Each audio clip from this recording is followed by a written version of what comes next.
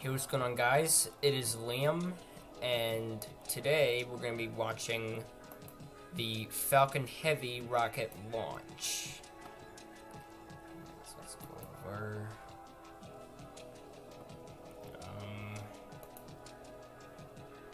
Is there a way we can fix this quality?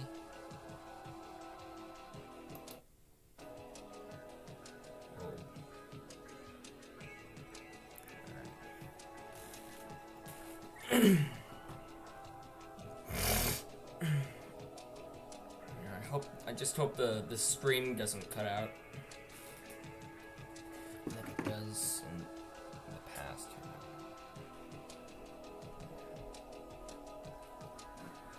Okay. So let me tell you a little bit about this launch. So this rocket, the Falcon Heavy, it is one of the world's most powerful rocket by a factor of now.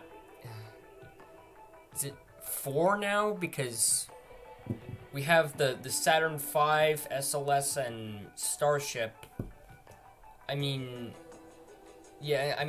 Starship hasn't. It has flown, but it hasn't succeeded yet. So I'd say Falcon Heavy is the world's most powerful rocket by a factor of 3.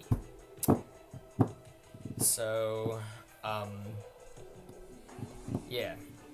So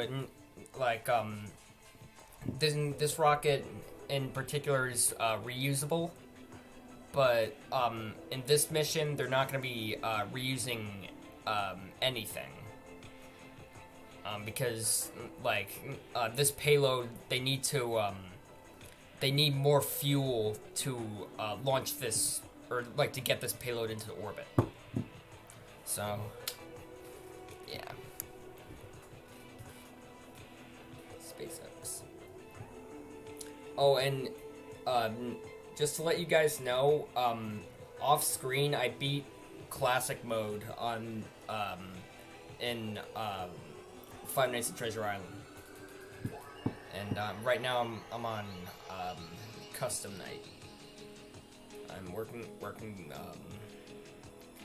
being those things, and I'm unlocking new characters as I go on. Yeah, I've unlocked all of them, and right now I'm on True Nightmare mode, which is one of the challenges. Alright, launch trajectory countdown now. Pad is clear.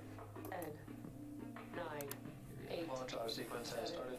6, 5, 4, 3, 2, 1. Go for launch.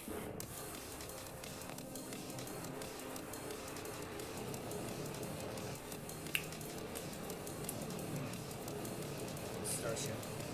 Vehicle is supersonic. Stage separation confirmed. Dragon separation confirmed.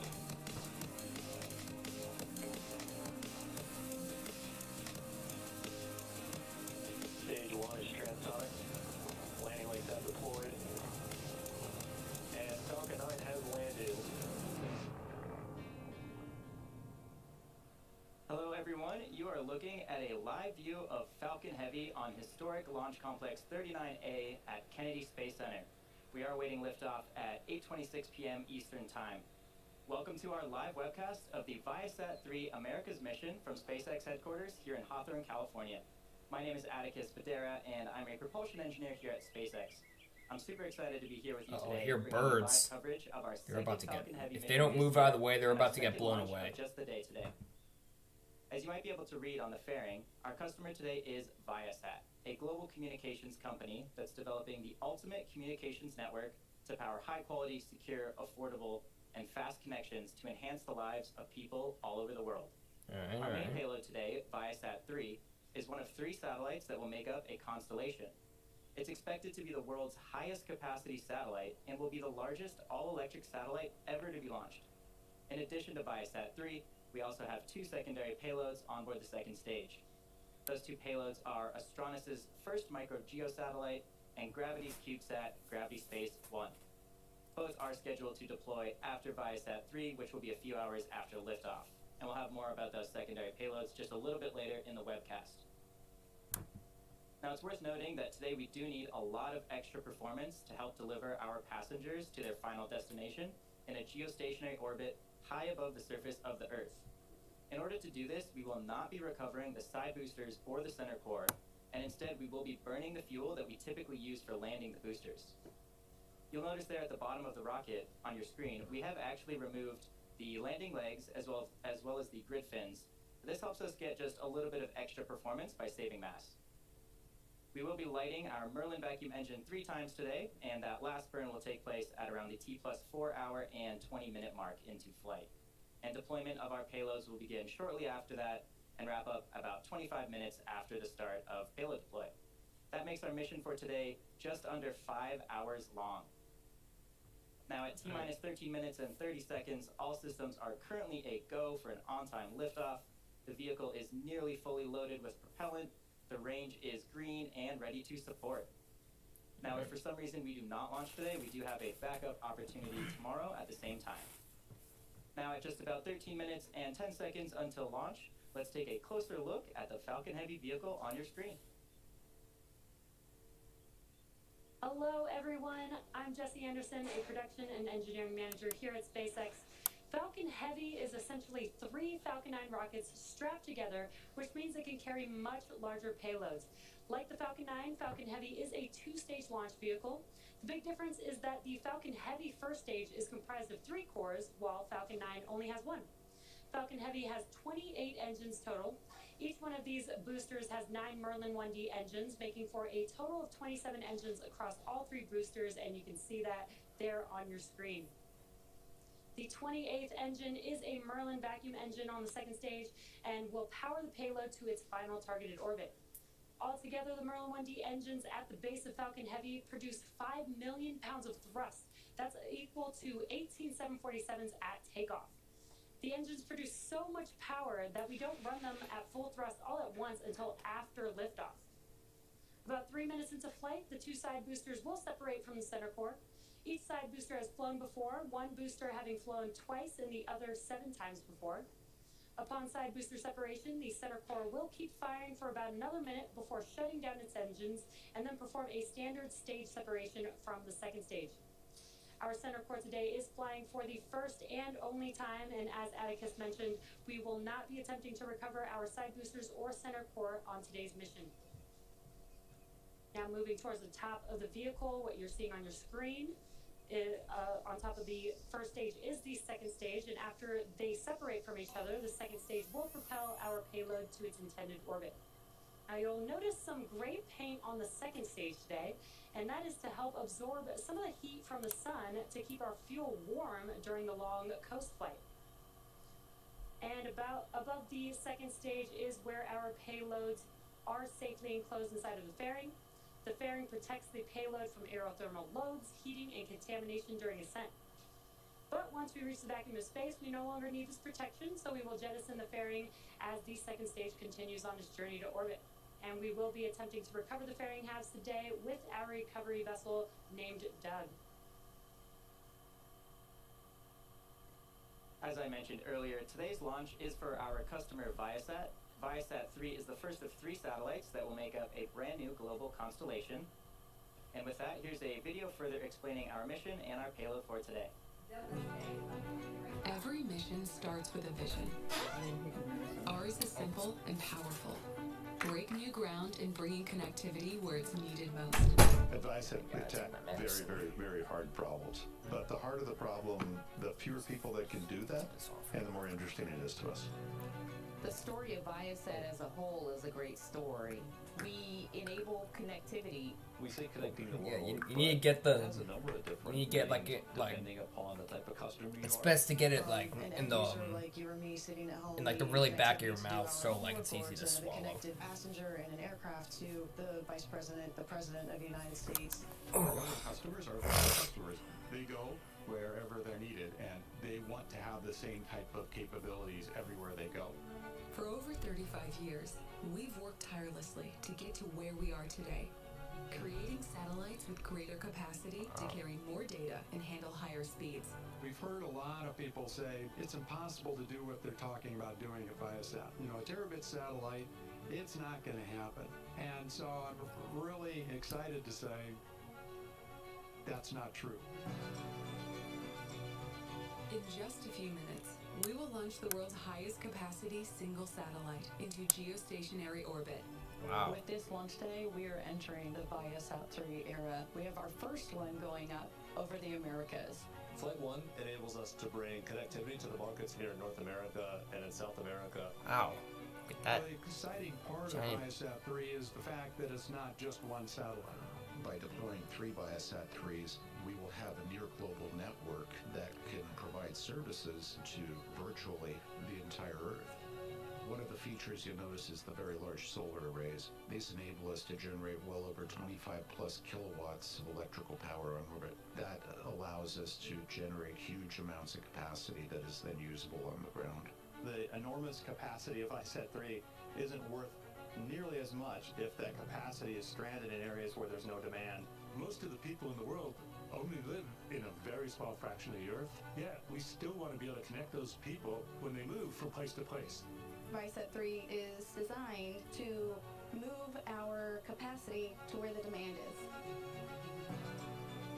Our ability to move that bandwidth around and really service those dense spots, that's what our customers are looking for.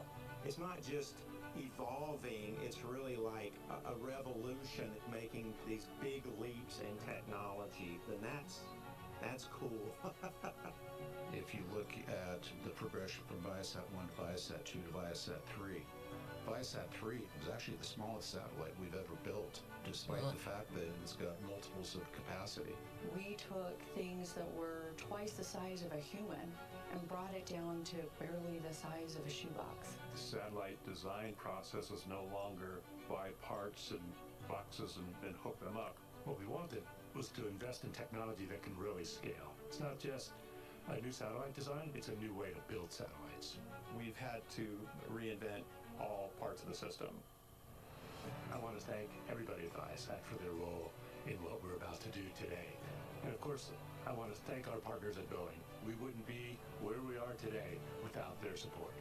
Many of us have spent several years working on this Viasat 3 Flight 1 America's satellite. Today is the day. With the Viasat 3 constellation, billions of people can access more of the world, unlocking opportunity for everyone, everywhere. Starting now. Viasat 3 Americas. At T-minus 6.5 minutes, the SpaceX team continues to count down for launch of our fifth operational RP1 load complete. Falcon Heavy flight, and all systems are go.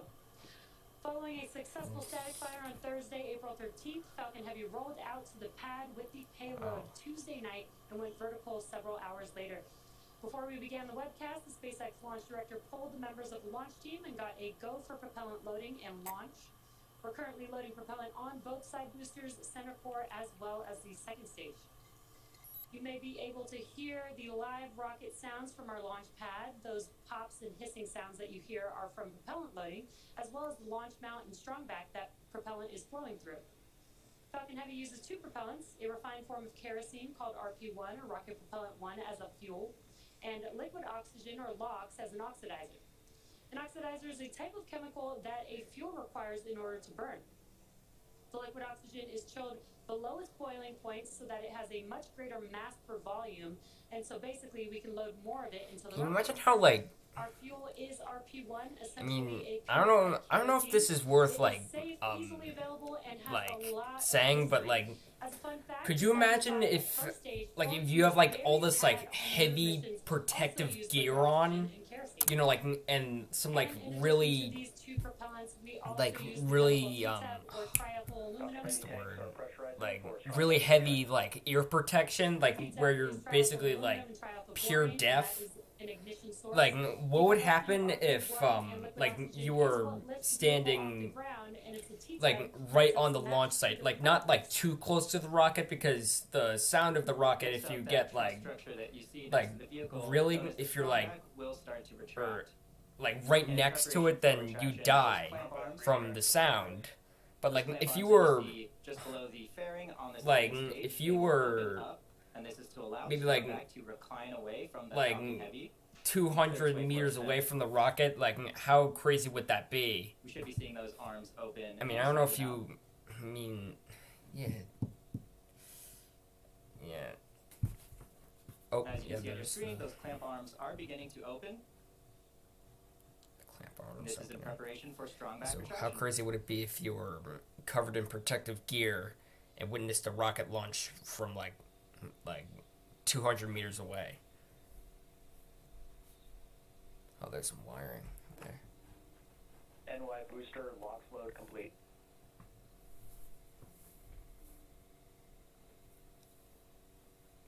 As we mentioned earlier, today's launch marks our second Falcon Heavy flight in just 15 weeks. AY booster LOX load complete.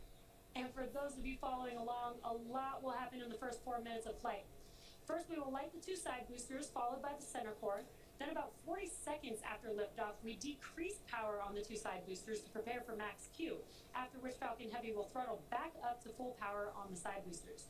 2 minutes into flight, we again reduce thrust on the 2 side Or maybe, boosters. like, if you're viewing a launch with protective gear up close, This time it will be to I don't think you should view a Falcon Heavy, because it's a really powerful rocket. It's one of the most powerful rockets, like I mentioned earlier. But, like, maybe it could work with, like, viewing, like, the Antares or something like that. I mean, that would be pretty cool. Once clear of the side boosters, the center core throttles up to full power until the center core shuts down with main engine cutoff, or what we call MECO, and separates from the second stage around the 4-minute mark.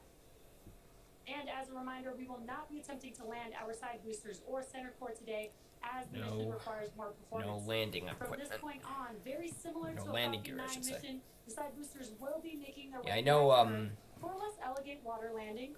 The fairing halves I know will Tim separate Dodd, the and everyday respace astronaut, the calls Gravity Space 1 like and Astronomus' a Falcon 9 microshield rocket that payloads into has space. no landing gear, a And as naked we Falcon mentioned 9. before, So launch apparently is hard. this is The a naked Falcon is Heavy. no Stage 2 exception. LOX load is complete. We are essentially counting down 3 rockets simultaneously, so our team is going to be conservative in case anything pops up in the last minutes of the countdown. If for some reason we do not launch today, we do have a backup opportunity tomorrow at the same time. Pico. Now, with launch loading complete on the second stage, the Falcon Heavy is now fully loaded with 2.8 million pounds of propellant. We should see some white clouds venting from the transporter erector LOX line in just a few seconds. This is completely normal and part of our closeout process. Ground gas closeouts. Following that, at T-minus 1 minute, why the is there vehicle will something enter leaking from startup. the water This is when tower? the Is that onboard supposed to flight do that? computers take over control of the countdown. Shortly after startup, we should get a call out I've from never our seen anything LD like or that launch before. director giving the final go for launch. So let's listen into the nets for those call outs. Here, maybe that's normal. I don't know.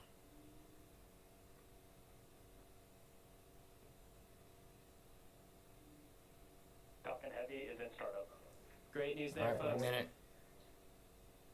As you Oh, may have heard, there was an abort just called over the nets. Just give us a few moments. We're going to check in with the team and listen to the nets, and we'll see if we can get some additional information to share. there has been an abort.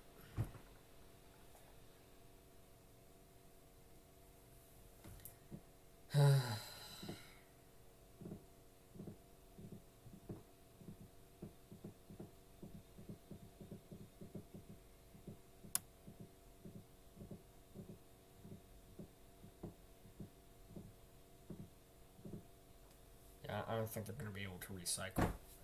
Here. What's their window? Let me check.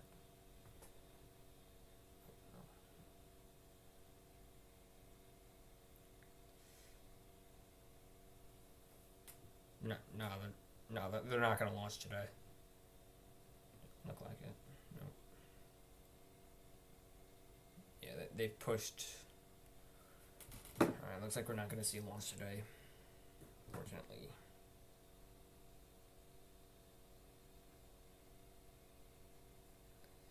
Oh well. Or we'll just wait for the call out just to make sure. Yeah, look at that. Oh, that was kind of cool.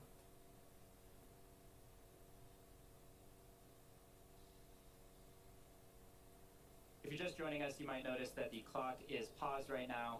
We did just have an abort called out on the nets. We are waiting for some more information to provide an update, so we'll be sure to get that update to you as soon as we can. Yeah, it's gonna be a scrub.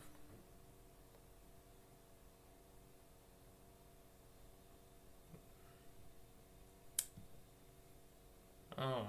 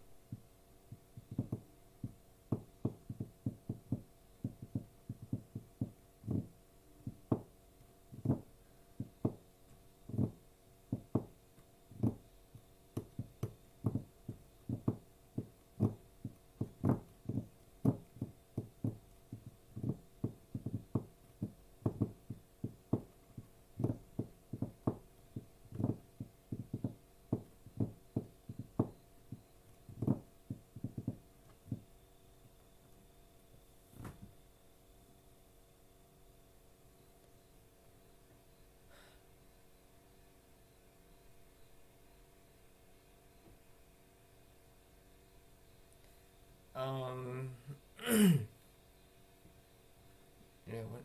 Yeah, I don't know what's going on. It's gonna be a scrub.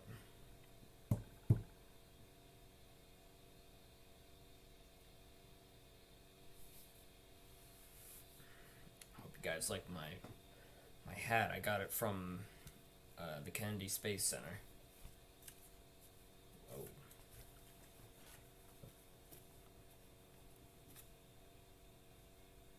I also got a...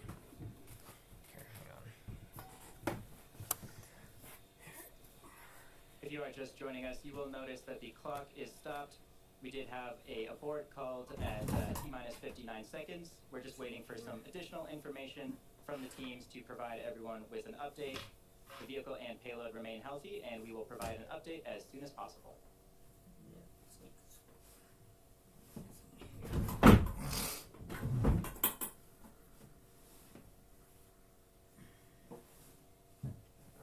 Must be my hamper or something. Yeah, I also have a ULA shirt, which I also got from the Kennedy Space Center.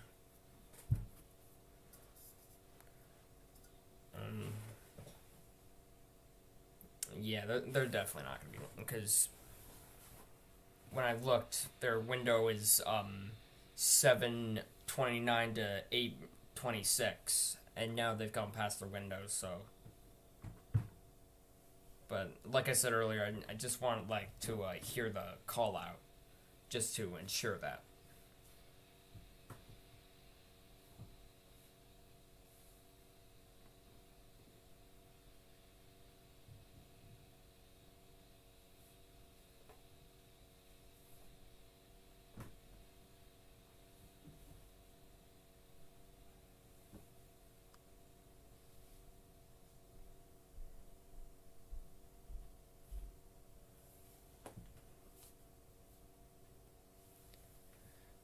Waiting.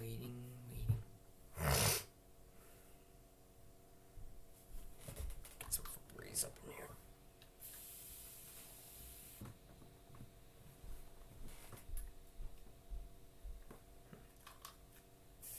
There we go.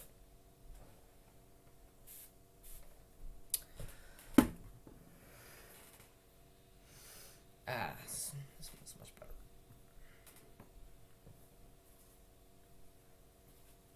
Again, we did call an abort at T-minus 59 seconds. the vehicle and payload remain healthy. Keep in mind the purpose of the countdown is to help us catch potential issues prior to flight. There are thousands of ways to launch a rocket, and there's only one way that it can go right. Given that, we are overly cautious on the ground, and if the team or vehicle sees anything that just looks even slightly off, they will stop the countdown.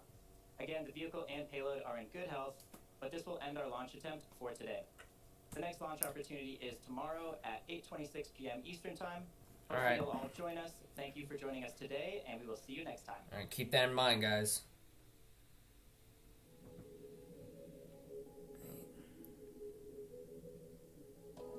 So 8:29 tomorrow. All right, here I'm gonna end my stream as well. Is everybody watching? Oh, got one viewer. Oh, 10 views actually. All right. Here, actually, first I'm just gonna edit the title.